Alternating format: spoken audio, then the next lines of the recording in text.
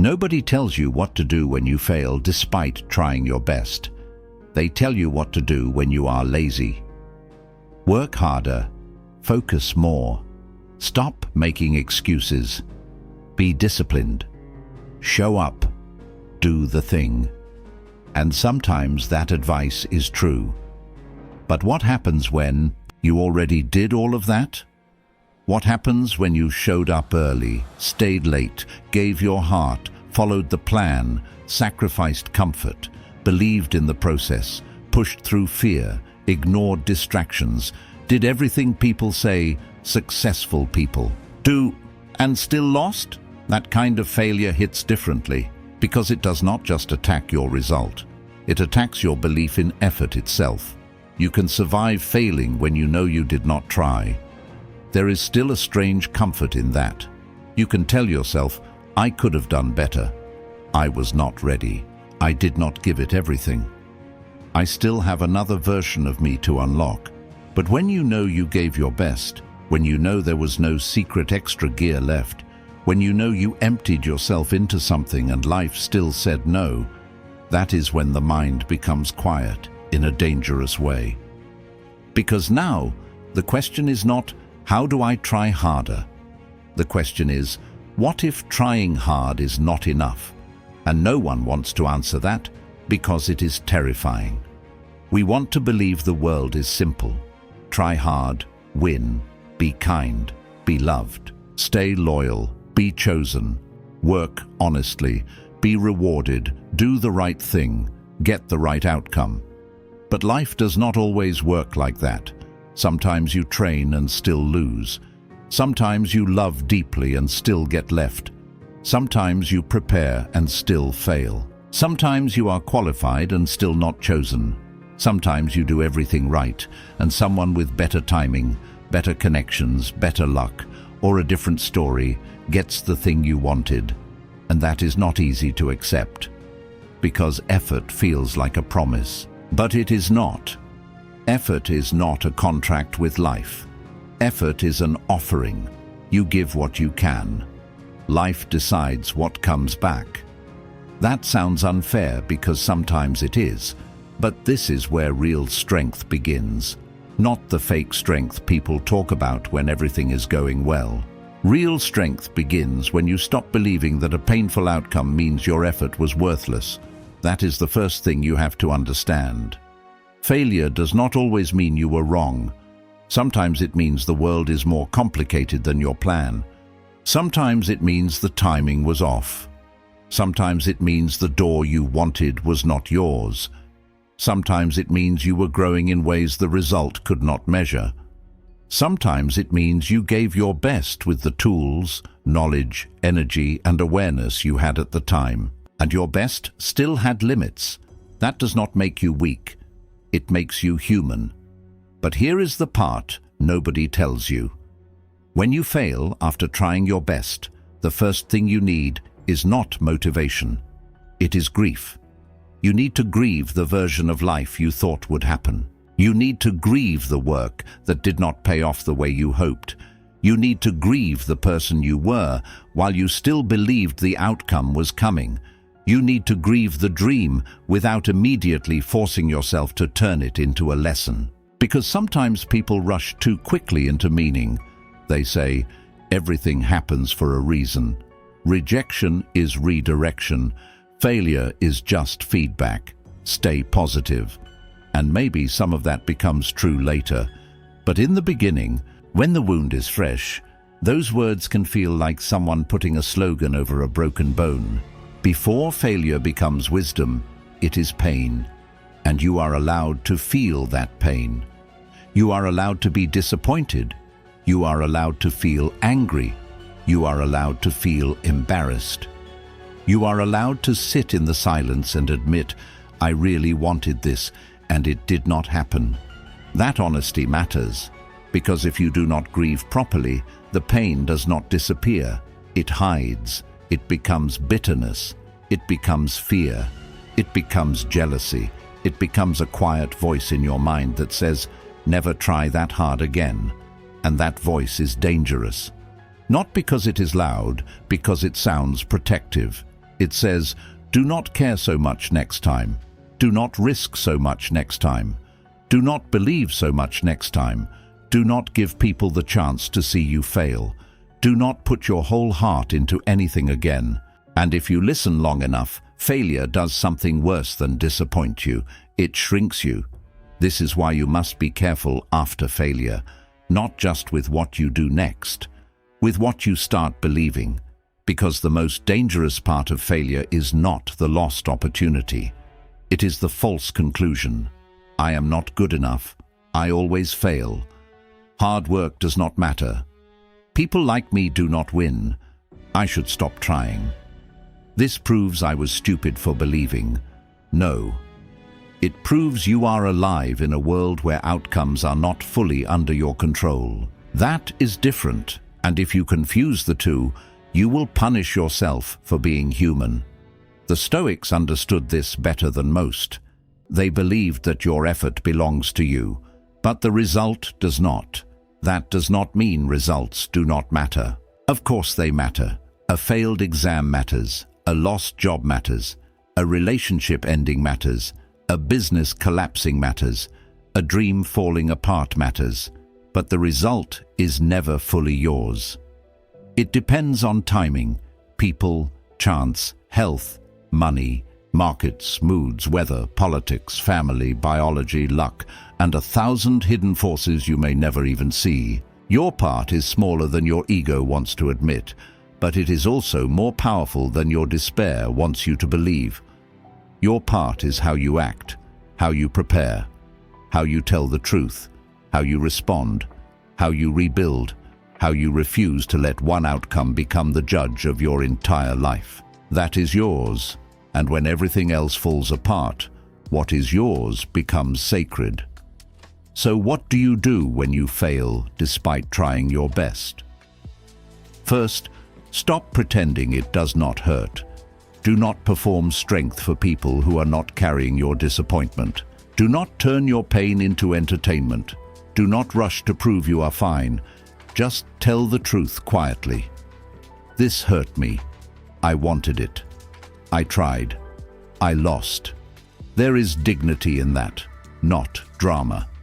Dignity. Because a person who can face reality without lying is already beginning to recover. The second thing you do is separate the outcome from your identity. You failed at something. That is not the same as being a failure. This sounds basic, but when pain hits, the mind forgets.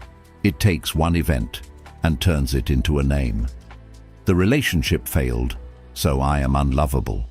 The business failed, so I am useless. The interview failed, so I am not talented. The exam failed, so I am stupid. The dream failed, so I am finished.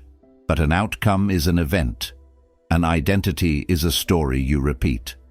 Be careful what story you build from one painful event, because life will give you facts. Your mind will create meaning. And sometimes your mind is a cruel storyteller. You have to challenge it. You have to say, this did not work, but it does not define everything I am. You have to say, this result is information, not a prison. You have to say, I can be disappointed without becoming defeated. That is not denial. That is self-respect. The third thing you do is look at the failure clearly, but not brutally. There is a difference. Some people avoid looking at failure because it hurts. Others stare at it so harshly that they destroy themselves. Neither helps. You need a clean review, not self-hatred, not excuses, just truth. What was in my control? What was not? Where did I prepare well? Where did I miss something? What would I do differently with what I know now? What part of this was skill? What part was timing? What part was luck? What part was another person's choice? What lesson is useful? And what pain is just pain? That last question matters, because not every painful thing has a deep lesson. Sometimes the lesson is simply that you can do your best and still be hurt. Sometimes the lesson is that you survived something you thought would break you. Sometimes the lesson will not appear until years later. Do not force wisdom too early, but do not waste the failure either. Let it teach what it can, then let the rest become scar tissue. The fourth thing you do is protect yourself from comparison. Failure is already heavy. Comparison makes it cruel. You fail, and suddenly it feels like everyone else is winning. Their relationship worked, their business grew, their body changed, their post went viral, their family is proud, their life looks clean, and yours feels like a room after a storm. But you are not seeing their full life. You are seeing the part they can display. You are comparing your private collapse to their public arrangement. That is not wisdom, that is self-harm. After failure, your mind is vulnerable. Do not feed it images that make it hate itself. Step back. Be quiet. Let your nervous system recover. Your path does not become worthless because someone else is moving faster. Your effort does not become meaningless because someone else got the result sooner. And your story is not over because another person's chapter looks better right now. The fifth thing you do is ask a hard question. Do I still want this? Not, am I embarrassed? Not, what will people think? Not, how do I prove them wrong? Do I still want this? Because failure creates a strange crossroad. Sometimes failure reveals that the dream still matters. You lose, and underneath the pain, something in you says, again. Not from ego, not from panic, from truth. And if that is the case, you rest, learn, adjust, and return. But sometimes failure reveals that you were chasing something you no longer truly want. Maybe you wanted the approval more than the path. Maybe you wanted the status more than the work. Maybe you wanted to prove someone wrong more than you wanted to build that life. Maybe the failure hurts, but it also frees you from a future you were forcing yourself to want. This is where you must to continue. Not every failure is a sign to quit. Wisdom is knowing the difference, and sometimes you cannot know immediately, so you wait. You let the emotional storm pass. You do not make permanent decisions in the first wave of pain. You give yourself time to hear the quieter voice underneath the disappointment. The sixth thing you do is rebuild trust with yourself. Failure can make you feel betrayed by your own effort. You start thinking, I trusted myself, and look what happened. But trying and failing is not betrayal. Abandoning yourself afterward is. You rebuild self-trust by keeping small promises. Not dramatic promises, small ones. Wake up when you said you would. Clean the space. Take the walk. Answer the message. Eat something proper. Sleep. Return to the work for 1 hour. Do not try to rebuild your entire life in one day. That is how people collapse again. After failure, the goal is not to become unstoppable overnight. The goal is to become steady. Steady is underrated. Steady gets out of bed. Steady tells the truth. Steady does the small thing. Steady does not need applause. Steady does not pretend. Steady returns tomorrow. And after enough tomorrows, steady becomes strength. The seventh thing you do is stop treating failure as proof that you should never be seen trying again. This is where shame enters. Shame says, people saw you care. People saw you believe. People saw you fail. Now hide. But there is nothing shameful about being seen trying. There is something deeply human about it. Anyone can look detached when they never risk anything. Anyone can look cool when they never admit what they want. Anyone can avoid failure by never stepping into the arena. But that kind of safety has a cost. You avoid humiliation, but you also avoid growth. You avoid rejection, but you also avoid connection. You avoid losing, but you also avoid becoming the kind of person who can win something meaningful. Trying exposes you. That is why it is brave. And if people mock you for failing after trying your best, understand what they are really mocking. They are mocking courage from the comfort of the sidelines. Do not let spectators define the value of the person who entered the fight. The eighth thing you do is change your relationship with effort. Effort is not a vending machine.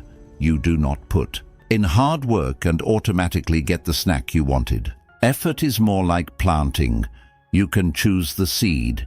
You can prepare the soil. You can water it. You can protect it. You can give it light, but you do not control the storm. You do not control the season. You do not control whether that seed grows exactly how you imagined. Still, planting matters. Because the person who never plants has no chance of harvest. Effort does not guarantee success, but lack of effort quietly guarantees regret. That is the balance. Try, but do not worship the outcome. Work, but do not make the result your identity. Care, but do not let the result decide whether you are worthy of care. This is hard, but it is the only way to keep your heart open without letting the world break it every time it says no. The ninth thing you do is understand that your best can improve. This may sound harsh, but it is actually hopeful. When people say, "I tried my best," they often think it means there was nothing more possible, but your best is not fixed forever. Your best at 20 is not your best at 30. Your best before experience is not your best after failure teaches you. Your best when you were anxious, exhausted, unsupported, or inexperienced is not the same as your best when you are wiser, calmer, and better trained. So yes, maybe you gave your best. Honor that. But do not assume your best has reached its final form. Failure may be the thing that expands your capacity. It may show you where you need help, where you need skill, where you need patience, where you need better systems, where you need different people around you, where you need to stop confusing intensity with strategy. Sometimes people fail not because they did not care enough, but because they cared with no structure. They worked hard but not wisely. They pushed but never adjusted. They gave everything, but to the wrong method. That is painful to admit, but it gives you power. Because if the method can change, the future can change. The 10th thing you do is refuse to become bitter. This may be the hardest part, because bitterness feels justified. You tried, you lost. Others got what you wanted. Some people did less and received more. Some people lied and won. Some people had help you never had. Some people started ahead and still got praised for running fast. It is easy to look at all of that and let your heart harden, but bitterness is a slow theft. It steals your joy first, then your curiosity, then your warmth, then your willingness to try again, and eventually it convinces you that becoming cold is the same as becoming wise. It is not. Wisdom sees life clearly. Bitterness sees life through an injury. You do not have to pretend the world is fair. You do not have to clap for people who hurt you. You do not have to smile through disappointment. But do not let failure turn you into someone who can no longer recognize beauty, kindness, opportunity, or hope. That would be the deeper loss. Not losing the outcome. Losing the part of you that still believes life can open again. Because it can. Not always in the way you planned. Not always quickly. Not always cleanly. But life can open again. And sometimes the person you become after losing, despite your best effort, is stronger than the person who would have existed if everything worked the first time. Not because pain is good, but because pain can strip away illusion. It can show you what was real, who stayed, what mattered, what you actually want, what you can survive, what you need to change, what part of you was built on approval, what part of you is still standing without it. That kind of clarity is expensive. Nobody asks for it. But once you have paid for it, do not throw it away. Use it. Use the failure to become more honest, more precise, more humble, more compassionate, more disciplined, less dependent on applause, less destroyed by rejection, less naive about life, more committed to what is truly yours and what is yours. Your next choice, not the result, not the past, not other people's opinions, not the version of life you thought you were owed. Your next choice. That is where recovery begins. Not with a grand comeback, not with proving everyone wrong, not with turning the pain into a perfect story. Just the next choice. Will you tell the truth or lie to yourself? Will you rest or numb yourself? Will you learn or only blame? Will you return or disappear?